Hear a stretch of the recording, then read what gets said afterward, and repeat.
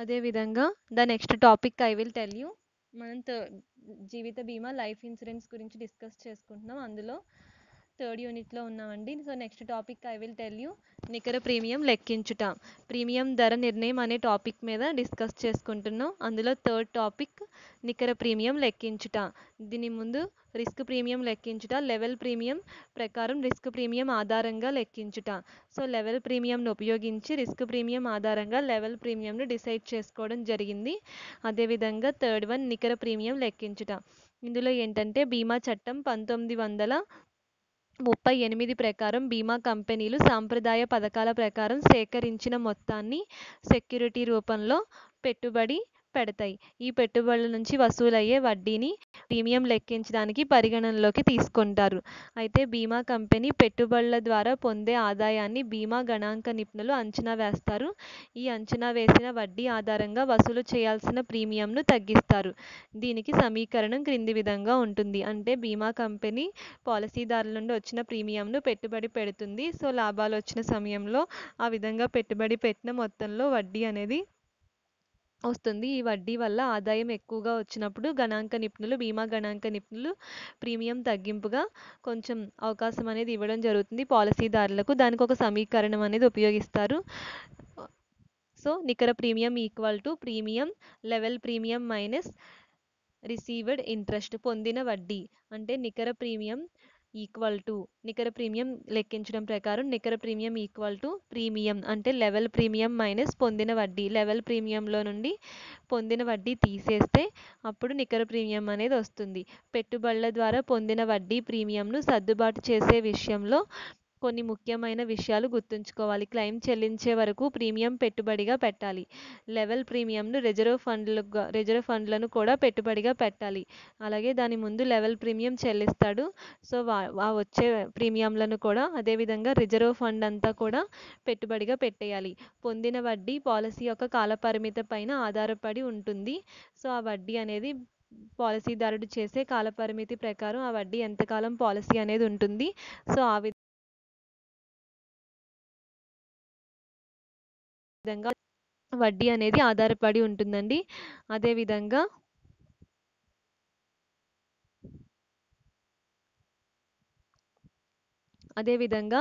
వసూలు చేయాల్సిన స్థూల ప్రీమియం లెక్కించడం. పాలసీ రకం అంటే సింగిల్ ప్రీమియంను పాలసీ లేదా లెవెల్ ప్రీమియం పాలసీ అనేది కూడా వసూలు చేయాల్సిన ప్రీమియం లెక్కించేందుకు పరిగణనలోకి తీసుకోవచ్చు. అదేవిధంగా ప్రీమియం చెల్లింపు వార్షికంగా, అర్ధవార్షికంగా, త్రైమాసికంగా, నెలవారీగా జరుగుతున్న వాటిని కూడా పరిగణనలోకి తీసుకోవచ్చు. అలాగే చాలా కంపెనీలు వార్షిక ప్రీమియంను ముందుగా లెక్కిస్తాయి, తరువాత నెలవారీ చెల్లింపులకు సర్దుబాటు చేస్తాయి. ఒకవేళ ప్రీమియం వార్షిక చెల్లింపు లేకపోతే బీమా కంపెనీ సాధారణంగా లోడింగ్ ఆధారంగా ప్రీమియం అనేది వసూలు చేస్తుంది. ఈ విధంగా వసూలు చేయాల్సిన స్థూల ప్రీమియం ఆధారంగా లెక్కించడం. ప్రీమియం ధర నిర్ణయం ఈ విధంగా తీసుకుంటుందండి. స్టార్టింగ్ వన్ రిస్క్ ప్రీమియం ఆధారంగా తీసుకుంటుంది. లెవెల్ ప్రీమియంను రిస్క్ ప్రీమియం ఆధారంగా ప్రీమియం అనేది లెక్కిస్తుంది. నికర ప్రీమియంను లెక్కించుట, అలాగే స్థూల వార్షిక ప్రీమియం లేదా సింగిల్ ప్రీమియంను లెక్కించుట. అదేవిధంగా వసూలు చేయాల్సిన స్థూల ప్రీమియంను లెక్కించుట. ఇది అన్ని రకాల పాలసీల ప్రీమియంలను తీసేసుకుంటుంది. అటు రిస్క్ ప్రీమియం, ఇటు లెవెల్ ప్రీమియం రెండింటిని బేస్ చేసుకుంటుంది. 3 నెలలు, 6 నెలలు, అర్ధ సంవత్సరం, సంవత్సరం, త్రైమాసికం, మొదటి ప్రీమియం సంవత్సరం ఉండే విధంగా, ఆ తర్వాత నెలవారీగా ఉండే విధంగా. సో ఒకవేళ ఏ నిర్ణయము లేకపోతే లోడింగ్ ఆధారంగా ప్రీమియం అనేది వసూలు చేస్తుంది. అయితే ఈ విధంగా ప్రీమియం ధర నిర్ణయం అనేది తెలుసుకోవడం జరిగింది. ప్రీమియం ధర నిర్ణయం అనేది బీమాదారుడు చెల్లించే ప్రీమియం బీమా కంపెనీకి లాభాలు తెచ్చే విధంగా, అదేవిధంగా పాలసీల మీద అతనికి ఇచ్చే క్లెయిమ్కు సంబంధించి రక్షణ పొందే విధంగా ఉండే విధంగా ప్రీమియం ధర నిర్ణయం అనేది బీమా కంపెనీ బీమా గణాంక నిపుణులు తెలియజేస్తారు. ఆ విధంగా ప్రీమియం ధర నిర్ణయం ఉండాలని. అయితే ద నెక్స్ట్ టాపిక్ లోడింగ్ అనగానేమి, లోడింగ్లోని ఏ అంశాలను జత చేస్తారు అంటే స్థూల ప్రీమియం లెక్కించడానికి నికర ప్రీమియంలో కొన్ని సర్దుబాట్లు చేస్తారు. బీమా కంపెనీ యొక్క ఖర్చులు మరియు లాభాలను పరిగణనలోకి తీసుకుంటుంది. ఈ సర్దుబాట్లనే లోడింగ్ అంటారు. అంటే లోడింగ్లోని అంశాలు నిర్వహణ ఖర్చులు ఉంటాయి.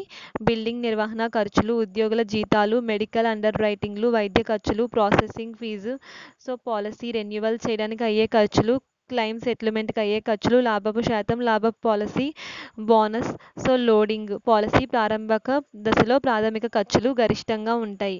సో ప్రీమియం లెక్కించేటప్పుడు ఈ ఖర్చులన్నిటిని కూడా పాలసీ యొక్క మొత్తం కాల వ్యవధికి విస్తరించేలా ఉండాలి. అంటే తిరిగి ఆ పాలసీ క్లెయిమ్ చెల్లించే వరకు కూడా ఈ ఖర్చులన్నీ అందులో ఇంక్లూడ్ అయ్యేలాగా చాలా జాగ్రత్తగా లోడింగ్ అనేది కలపడం జరుగుతుంది.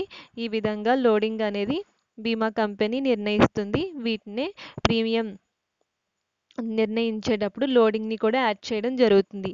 అదేవిధంగా ప్రీమియం ధర నిర్ణయించేటప్పుడు ప్రభావితం చేసే అంశాలను తెలపండి. Mortality rates. So loading company యొక్క లక్ష్యాలను, ఇతర అనేక రకాలను దృష్టిలో పెట్టుకుని తన కవర్ చేసే బీమా మొత్తాన్ని బీమా కంపెనీ ధరను నిర్ణయిస్తుంది.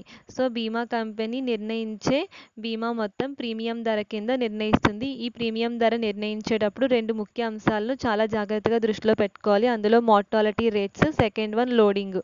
మోర్టాలిటీ రేట్స్ ప్రీమియం లెక్కించడానికి బీమా కంపెనీలు మోర్టాలిటీ రేట్స్ను ఉపయోగిస్తాయి. మోర్టాలిటీ టేబుల్లోనే ఈ మోర్టాలిటీ రేట్స్ ఉంటాయి. ఎవరైనా ఒక వ్యక్తి తనకొచ్చే జన్మదినం లోపుగా మరణించడానికి ఉన్న సంభావ్యతను ఇవి తెలియజేస్తాయి. అంటే మోర్టాలిటీ రేట్స్ అంటే అతని యొక్క ఏజ్ని నిర్ణయిస్తుందన్నమాట. అంటే అతను ప్రజెంట్ బతికున్న అతని యొక్క పుట్టిన తేదీ నుండి, సో అదేవిధంగా అతను వచ్చే బర్త్ డేట్ వరకు, ప్రజెంట్ అతని బర్త్ డేట్ ఎప్పుడో చూస్తే ఆ బర్త్ డేట్ కంప్లీట్ అయిపోతే నెక్స్ట్ పుట్టిన తేదీ వచ్చే లోపుగానే అతను మరణించే విధానం. సో వీటిని మోర్టాలిటీ రేట్స్ ఆధారంగా గుర్తిస్తుంది. సో మోర్టాలిటీ టేబుల్ ప్రతి వయసుకు ఎంతమంది వ్యక్తులు ఆ వయసులో జీవించి ఉన్నారు అంటే ఒక అంచనా వేసుకుంటుంది అనమాట. గణాంక శాస్త్ర నిపుణులు ఒక అంచనా వేస్తారు. అందులో ఒక 50 సంవత్సరాలు ఆ మోర్టాలిటీ రేట్స్ ప్రకారం అందులో పాలసీలు చేసే బీమాదారులు ఒకే ఏజ్కు సంబంధించిన వ్యక్తులు ఎంతమంది ఉన్నారు, సో అతను ఎప్పుడు పుట్టాడు, సో అలా ఒకే ఏజ్కు దగ్గరలో ఎంతమంది పుట్టారు, అలాగే ఒకే ఏజ్కు దగ్గరలో ఎంతమంది అతని పుట్టిన తేదీలు ఎండ్ అవబోతున్నాయి, ఇలాంటివన్నీ అతని యొక్క మరణ అండ్ జనన వివరాలు తెలియజేసే విధానాన్నే మోర్టాలిటీ రేట్స్ అని చెప్తారు. సో ఆ విధంగా ఎంతమంది వ్యక్తులు మరణించారు, ఎంతమంది జీవించి ఉన్నారు అనే విషయాల్ని ఈ రేట్స్ తెలియజేస్తాయి. గత 100 లేదా అంతకంటే ఎక్కువ సంవత్సరాల నుండి సేకరించిన మరణ వివరాల ఆధారంగా వీటిని రూపొందించడం జరుగుతుంది. అదేవిధంగా నెక్స్ట్ టాపిక్ లోడింగ్. అన్ని కంపెనీలు కూడా తమ వ్యాపారాన్ని నిర్వహించేటప్పుడు కొన్ని ఖర్చులను ఎదుర్కొంటాయి. బీమా కంపెనీ కూడా వీటికి అతీతం కాదు. ప్రతి కంపెనీ కొన్ని ఖర్చులు అనేవి కామన్గా ఎదుర్కోవాల్సి ఉంటుంది. బీమా కంపెనీలు ప్రీమియం ప్రధాన ఆదాయ వనరు కనుక అన్ని రకాల ఖర్చులను తీర్చే విధంగా ప్రీమియం అనేది ఉండాలి. బీమా కంపెనీకి ప్రీమియం అనేది చాలా ముఖ్యమైనది కనుక ఇది అన్ని ఖర్చులను అడ్జస్ట్ చేసే విధంగా ప్రీమియం నిర్ణయం తీసుకోవాలి. ప్రీమియం ఖర్చులకు అదనంగా జత అయ్యే ఇతర ఖర్చులను, సో అటువంటి ఖర్చులన్నిటినీ కూడా ఈ యొక్క ప్రీమియంలో కలిపి సో ఆ విధంగా యాడ్ చేసే దాన్నే లోడింగ్ అంటారు. ఇది ప్రీమియం మీద పడుతుంది కనుక. అదేవిధంగా నెక్స్ట్ టాపిక్ క్లెయిమ్ సెటిల్మెంట్కు సంబంధించిన IRDA మార్గదర్శకాలను తెలపండి. సో చాలా ఇంపార్టెంట్ టాపిక్ అండి. 2002 నాటికి IRDA ఇక్కడ తప్పు పడింది. సో 2002 నాటికి IRDA పాలసీదారుని యొక్క ప్రయోజనాలు, సంరక్షణ నియమాలు ఈ క్రింది విధంగా ఉంటాయి. 2002 నాటికి IRDA పాలసీదారుని యొక్క ప్రయోజనాలు, సంరక్షణ నియమాలు, పాలసీదారుడు క్లెయిమ్ సెటిల్మెంట్కు సంబంధించిన రూల్స్ అండ్ రెగ్యులేషన్స్ ఈ విధంగా ఉన్నాయి. సో అబ్జర్వ్ చేస్తే ద ఫస్ట్ వన్ క్లెయిమ్కు సంబంధించి ఏంటంటే ఇక్కడ మనం మోసపూరితమైన క్లెయిమ్స్ గురించి వివరించుము. మోసపూరితమైన క్లెయిమ్స్ పర్యవసనాలు లేదా ఫలితాలు, అదేవిధంగా మోసం కారణంగా బీమా కంపెనీపై ఉండే పరిణామాలు, అదేవిధంగా డిమాండ్ చేసిన వ్యక్తులపై మోసం యొక్క పర్యవసానం. సో అదేవిధంగా మోసపూరితమైన క్లెయిమ్ దారునిపై మోసం యొక్క పర్యవసానాలు. ఇక్కడ చూస్తే క్లెయిమ్ సెటిల్మెంట్కు సంబంధించి IRDA యొక్క మార్గదర్శకాలు ఏ విధంగా ఉన్నాయి. క్లెయిమ్ మద్దతుగా క్లెయిమ్దారుడు సాధారణంగా దాఖలు చేయవలసిన ప్రాథమిక సూత్రాలను జీవిత బీమా పాలసీలో ఏ విధమైన రూల్స్ అండ్ రెగ్యులేషన్స్ అనేవి సో క్లెయిమ్ చెల్లించేటప్పుడు ఫాలో అవ్వాలో ఐఆర్డీఏ బీమా కంపెనీకి తెలియజేస్తుంది.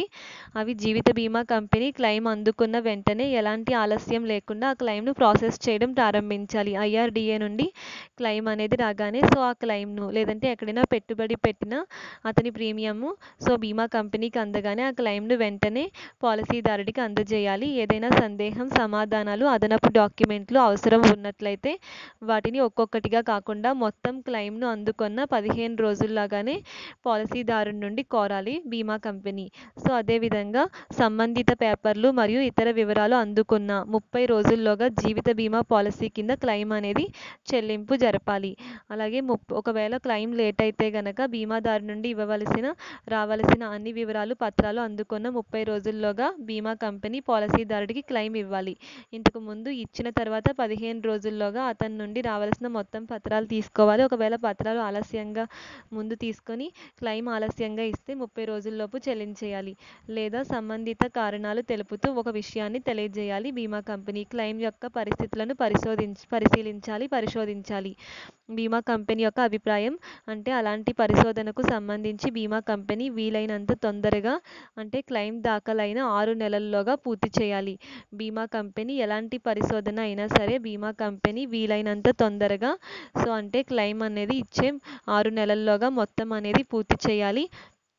చట్టంలోని సెక్షన్ 47కు లోబడి క్లెయిమ్స్ చెల్లింపులకు సంబంధించి చెల్లింపులు జరపాల్సిన వ్యక్తిని వివిధ కారణాల వల్ల సరిగ్గా గుర్తించలేకపోయినట్లయితే జీవిత బీమా కంపెనీలు చెల్లింపుదారుని యొక్క సౌలభ్యం కోసం అలాంటి చెల్లింపులను నిలిపివేస్తాయి. ఇక్కడ ఏంటంటే మనకి చట్టంలోని సెక్షన్ 47 ప్రకారం ఏంటంటే క్లెయిమ్ చెల్లింపుకు సంబంధించి ఏ విధమైన విధి విధానాలు ఉన్నా వాటన్నిటికీ వివిధ కారణాల వల్ల క్లెయిమ్ సరిగ్గా చేయలేకపోతే జీవిత బీమా కంపెనీలు ఆ యొక్క చెల్లింపుదారుడి సౌలభ్యం కోసం అంటే పాలసీదారుడి యొక్క సౌలభ్యం కోసం చెల్లింపులను కొంతకాలం నిలిపివేస్తుంది. ఏమైనా కన్ఫ్యూజన్ ఏమైనా బీమా కంపెనీకి అనుమానాలు ఉంటే సెక్షన్ 47 ప్రకారం కొద్ది రోజులు క్లెయిమ్ను చెల్లించడం ఆపివేస్తుంది. పాలసీదారుడి యొక్క వ్యక్తిగత వివరాలు కానివ్వండి, బీమా కంపెనీకి తెలియజేసిన వివరాల్లో ఏదైనా అనుమానం ఉన్నప్పుడు షెడ్యూల్ బ్యాంకుల్లోని సేవింగ్స్ అకౌంట్స్ ద్వారా లభించే వడ్డీ రేటుకు సమానమైన వడ్డీని ఈ మొత్తం ద్వారా పొందవచ్చు. అప్పుడు పాలసీదారుడు బీమా కంపెనీ నుండి తనకు క్లెయిమ్ చెల్లించడం అనవసరంగా కొంత లేటు చేసినందుకు గాను బీమా కంపెనీ నుండి షెడ్యూల్ బ్యాంకులు బయట బ్యాంక్స్ ఇచ్చే సేవింగ్స్ అకౌంట్ ద్వారా ఎంత వడ్డీ రేట్ అయితే వస్తుందో ఆ వడ్డీకి ఈక్వల్గా ఇమ్మని పాలసీదారుడు కోరతాడు. అలా అన్ని రకాల పత్రాలు మరియు సమాచారం అందిన 30 రోజుల్లోగా ఇది అమల్లోకి వస్తుంది. తిరిగి బీమా కంపెనీ తనకున్న అనుమానాలు, సందేహాలు అన్నీ క్లియర్ అయిన తర్వాత తిరిగి 30 రోజుల్లోగా క్లెయిమ్ అనేది చెల్లింపుదారుడు పాలసీదారుడికి ఇస్తుంది బీమా కంపెనీ. ఈ విధంగా సేవింగ్స్ అకౌంట్ షెడ్యూల్ బ్యాంకుల్లో సేవింగ్స్ అకౌంట్ వడ్డీ రేట్ ఎంత ఉందో ఆ ఇంట్రెస్ట్ రేట్కి ఈక్వల్గా కోరుతుంది. అదేవిధంగా సబ్ రెగ్యులేషన్ 4లో పేర్కొన్న కారణాలు మినహా మిగిలిన కారణాలు